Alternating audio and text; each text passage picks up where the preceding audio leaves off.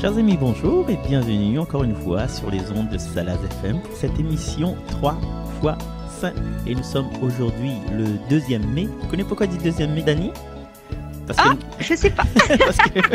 parce qu'on a le 1er mai. Parce qu'on a le 1er mai et après on a le 2e mai. Bonjour Dani, comment vas-tu ce matin? Bonjour tout le monde, bonjour Marcel. Écoute, moi ça va merveilleusement bien. Et je te remercie Marcel de me donner un temps de parole dans ton émission. Oh là là, c'est bien, merci. Oh là là. C'est un honneur pour moi de ne pas me sentir tout seul quelquefois, même si je ne connais que tous les gens y écoutent à moi. Des trois même ils répondent quand il dit, par exemple, connais quand il dit parole du Seigneur. Oui. Ils ont mis en temps dans mon... Là où on entend direct, hein. Ouais, direct là. C'est bien, c'est bien. Et aujourd'hui, la dernière fois, c'était le dimanche du bon pasteur et nous continuons encore dans ce temps pascal, ce temps après la Pâque, déjà avec la présence de Jésus enraciné de notre vie et il veut que nous les déjà branchés. Donc c'est pour ça qu'il parle de vigne, de sarment, de fruits et ça nous va voir ça. Aujourd'hui, c'est qui va lire? Alors, l'évangile va être lu par Amélie, suivi du commentaire de Graziella et du psaume chanté par Franceline. Ah oui, Franceline, vous l'avez pu réunir tous les gens de Salaz. Ah oui, exactement. Donc c'est des groupes de jeunes. Merci pour tout ça, justement. Merci à eux d'être présents. Merci Amélie, parce que elle vient d'entrer dans le groupe de jeunes et là, tout de suite là, le Seigneur là, m'y pense à écouter ses prières et donc il a cette mission aujourd'hui de lire pour nous cet évangile de Jésus-Christ selon Saint Jean. En ce temps-là, Jésus disait à ses disciples: « Moi, je suis la vraie vigne, et mon Père est le vigneron. Tout sarment qui est en moi, mais qui ne porte pas de fruits, mon Père l'enlève. Tout sarment qui porte du fruit, il le purifie en le taillant, pour qu'il en porte davantage. Mais vous, déjà, vous voici purifiés grâce à la parole que je vous ai dite.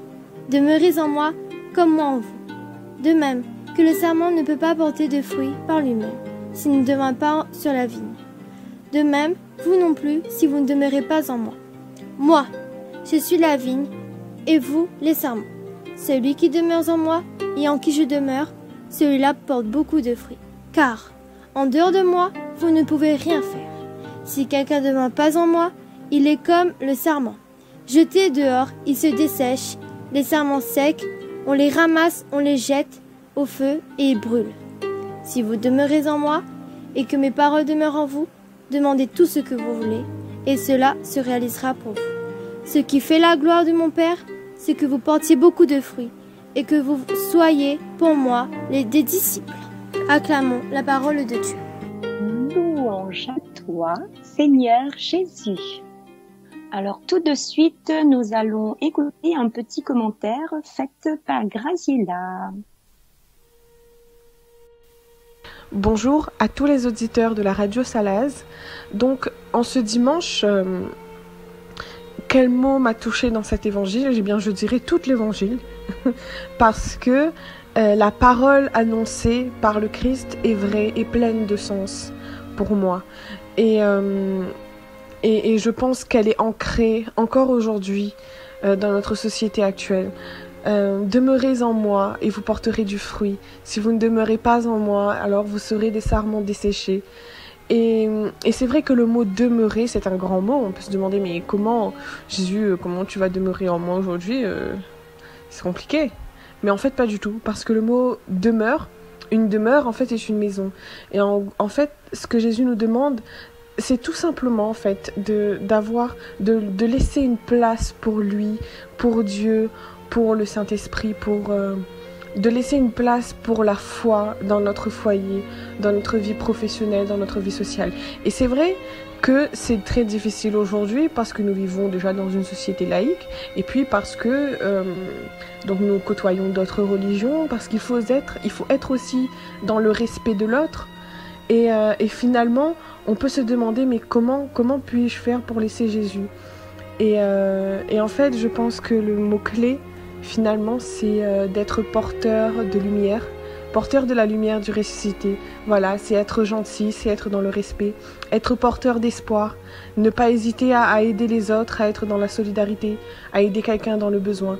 Et surtout, je pense, être porteur d'amour, parce que qui que l'on soit, qu'on soit chrétien ou musulman ou autre, au final, on sera jugé sur l'amour. Parce que seul l'amour peut juger l'amour. Donc voilà, je pense, la petite méditation qu'il y a à travers ce beau texte. Et donc, je vous souhaite à tous d'avoir la présence du Christ dans votre vie, de rayonner de la joie, de l'amour, de la paix du Christ autour de vous, dans votre famille, dans votre vie personnelle ou professionnelle. Et je vous souhaite à tous un excellent dimanche. Merci. Et merci Marcel à toujours inviter les jeunes et à nous laisser participer à cette émission. Merci beaucoup. Merci Graziella, merci Amélie pour l'évangile. Donc dans ce texte, dans cette lecture, il est question de vigne, de fruits. La vraie vigne, c'est Jésus, c'est-à-dire le bon fruit.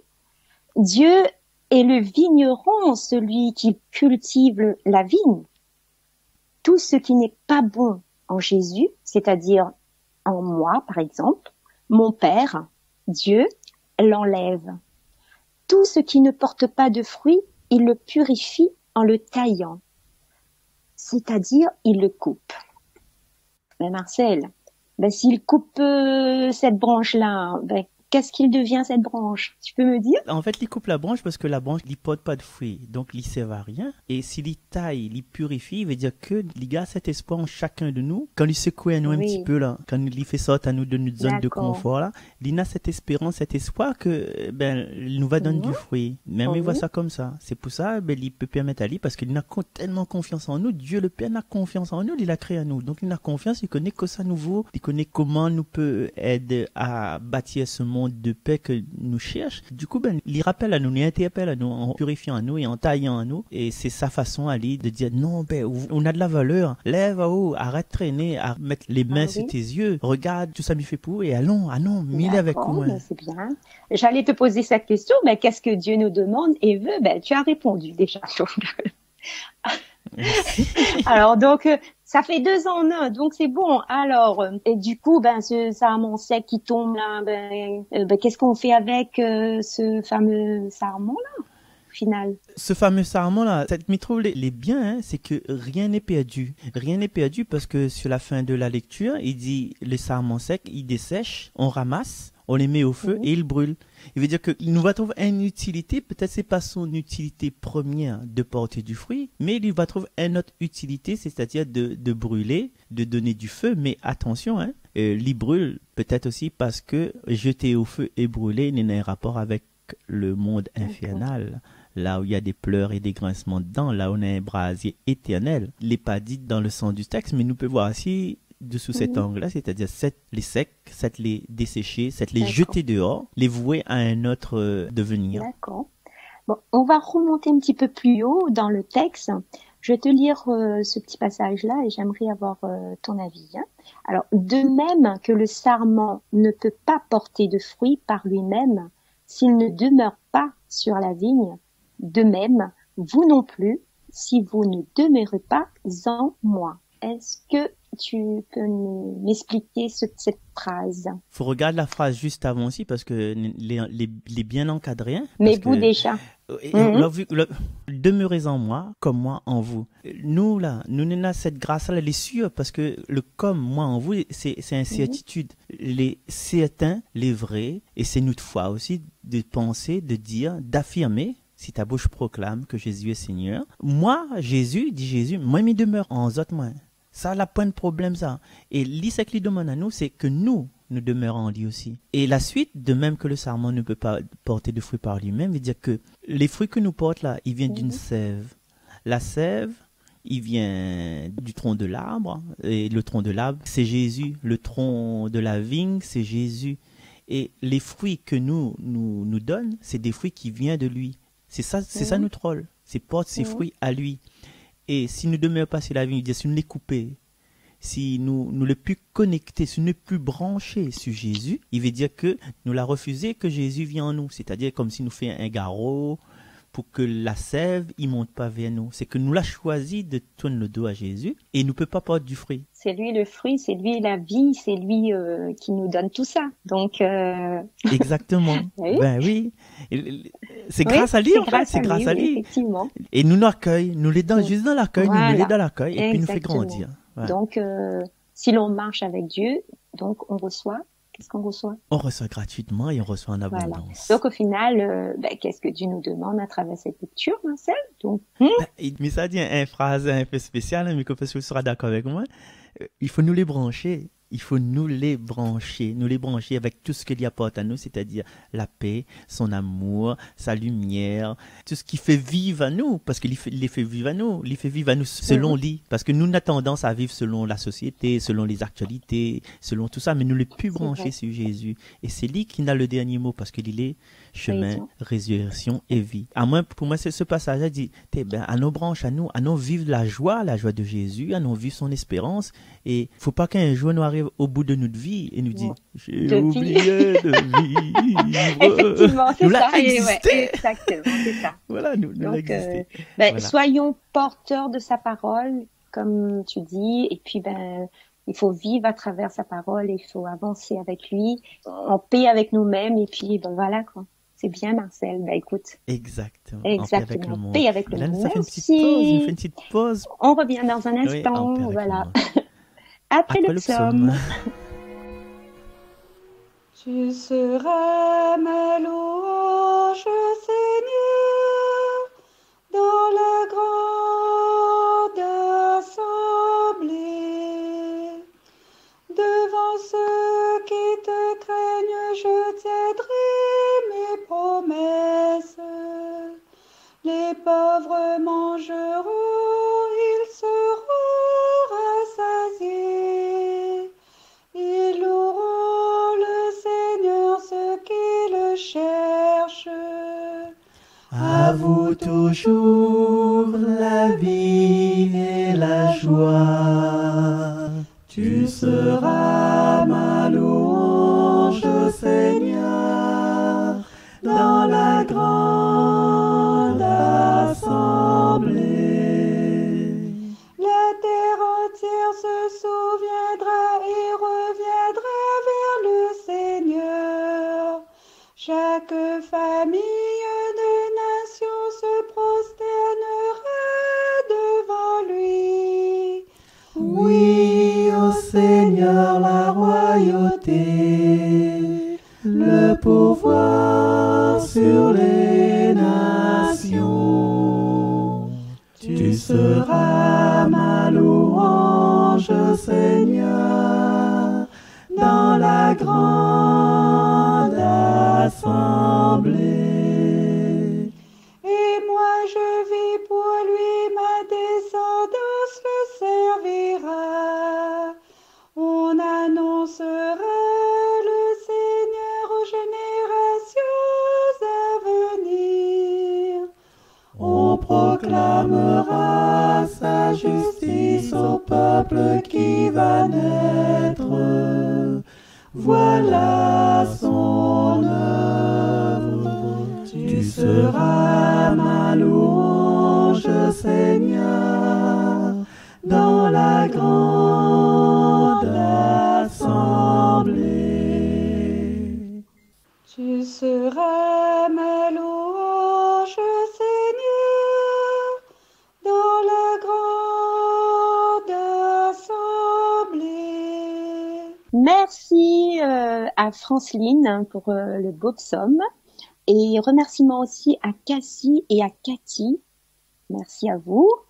On écoute tout de suite la première lecture des Actes des Apôtres. Lecture du livre des Actes des Apôtres.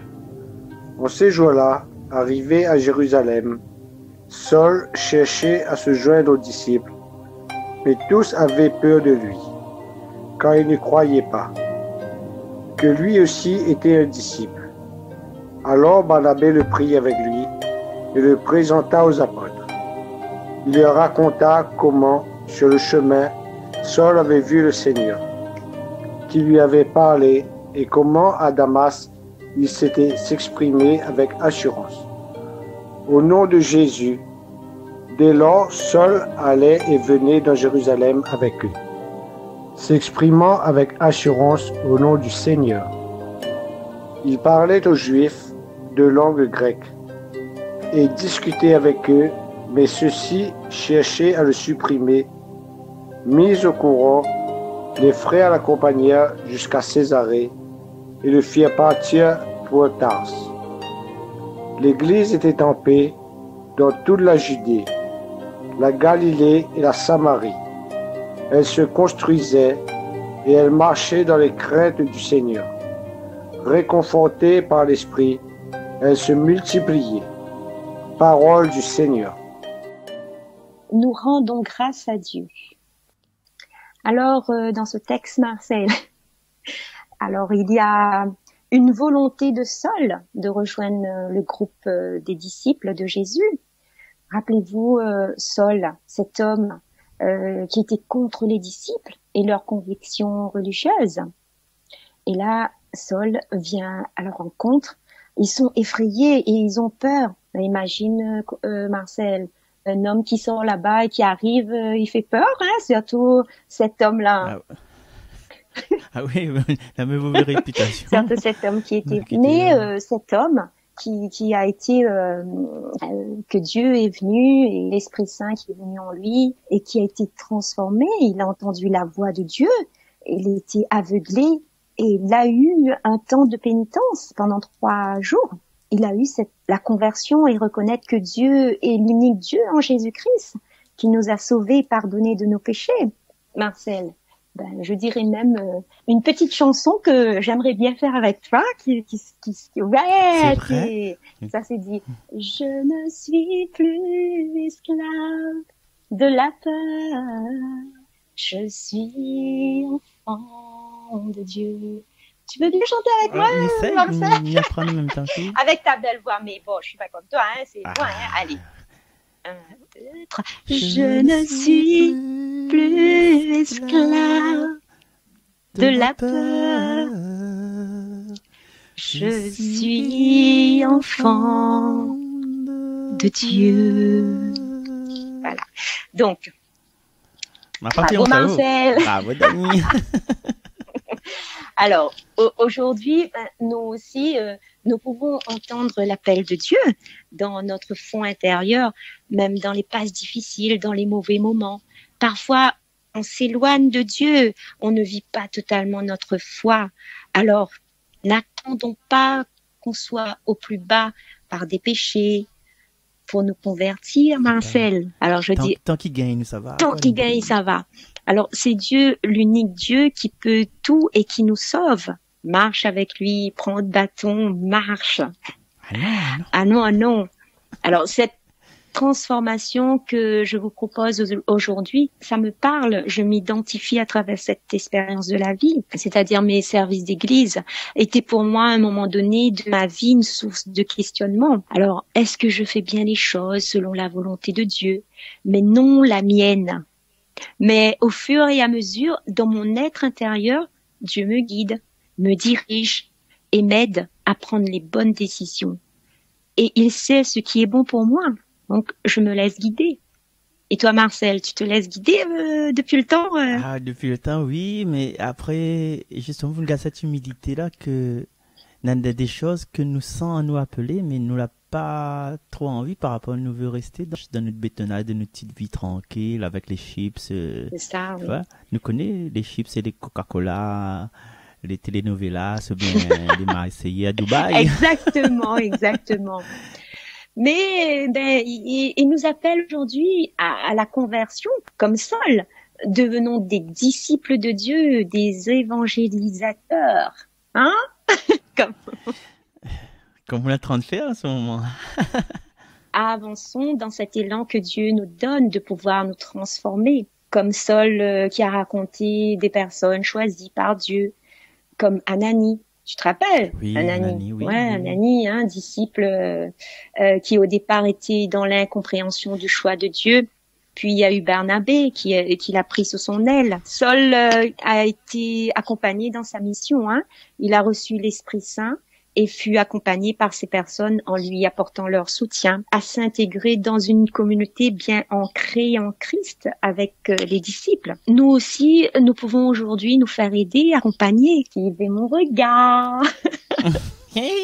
Hein, Marcel?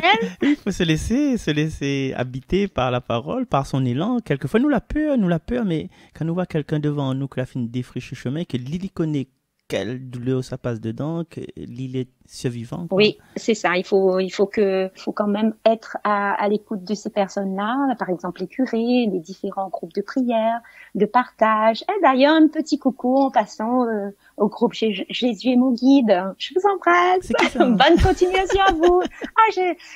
C'est des gens merveilleux. Bon. Alors, ces personnes sont là pour nous aider à la conversation, à la recherche de bien-être. Demandons à Dieu de nous faire reconnaître ces gens qui ont été envoyés pour nous aider dans cette conversion.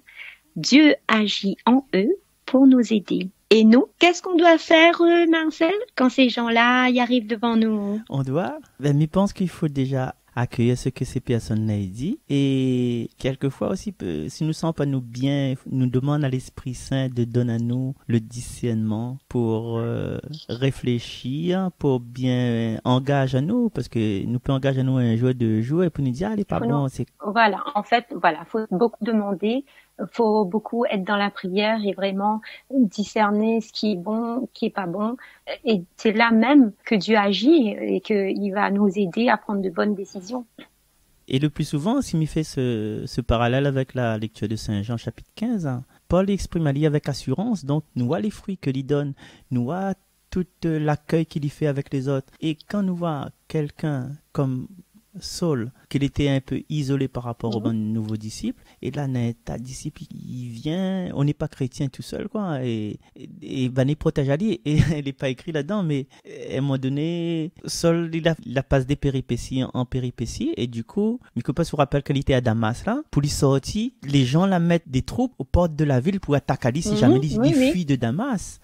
Et Mykopas voit encore l'image, hein, la mettait dans un panier pour faire sortir Ali par la fenêtre. Ben oui, comme quoi,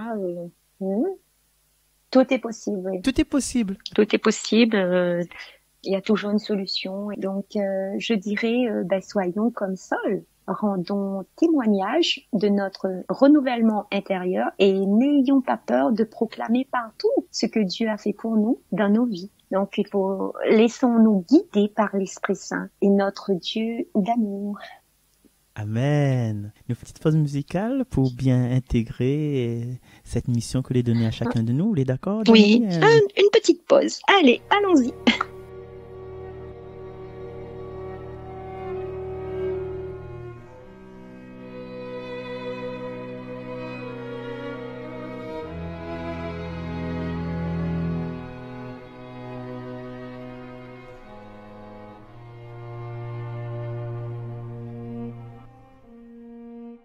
Et nous voici de retour sur les ondes de Radio Salaz FM 3x5 avec Marcel. Midi Marcel en premier parce qu'après nous aura Dani. Et normalement, il y a un verre. Hein? Et nous l'oublions remercier Ambroise pour sa lecture du livre des Actes des Apôtres. Voilà. Ambroise, mais les comptes, quand un bonhomme. Une belle voix d'homme, c'est bien, c'est super. Merci. Merci à lui. Voilà. Merci à lui, merci à Elbourg, toute la communauté d'Elbourg, hein, parce qu'Ambroise vient d'Elbourg, Graziella de Salazie Village, Franceline de Grand-Îlette et Amélie, je suppose, de Salazie Village également. Tout le cercle réuni. Alors, revenons à cette première lecture des Actes des Apôtres. Alors, pour toi, Marcel, tu peux nous en dire plus sur ce texte? Oui. Ton ressenti? Oui, comme on l'a dit tout à l'heure là, les bonnes disciples, tu connais depuis la mort d'Étienne que Saul, il avait un rôle de collaborateur dans cette mort-là, parce que c'est lui qui surveille les bons vêtements. Quand le monde te donne un coup de galet, tiens, c'est te servait le bon survêtement. Et puis, il a parti voir les bons dirigeants pour avoir des lettres de recommandation pour aller à Damas, pour pouvoir ramener les bons premiers chrétiens pour mettre Azote en prison, bien pour torturer Azote. Et du coup, les Écritures ne parlent pas d'autres personnes, ils parlent de Saul de Tarse. Et il était comme un persécuteur. Il était comme l'ennemi public numéro 1. Et pourtant. Et l'ennemi public numéro 1. Et pourtant, vous l'avez vu voilà, au final, qu'est-ce que Dieu a voulu faire avec Saul? Hein? Qu'est-ce qu'il a avec Saul veut dire que le regard que nous l'avons. Oui, c'est sur cette conversion là, le regard que nous avons quelqu'un dit exactement. Les films à mal, ils sont en train de reggae, ils sont jouer devant le bar. Voilà, on trouve ça dans la vie d'aujourd'hui. Dans la vie d'aujourd'hui, oui, il dit à quel cochon qui est pas fait un cheval de course. Quand Dieu agit là. Et casque brise. Ah, vous voyez qui dit. La fouet. Donc, la fouet, rien. Bon Dieu, plus grand que tout.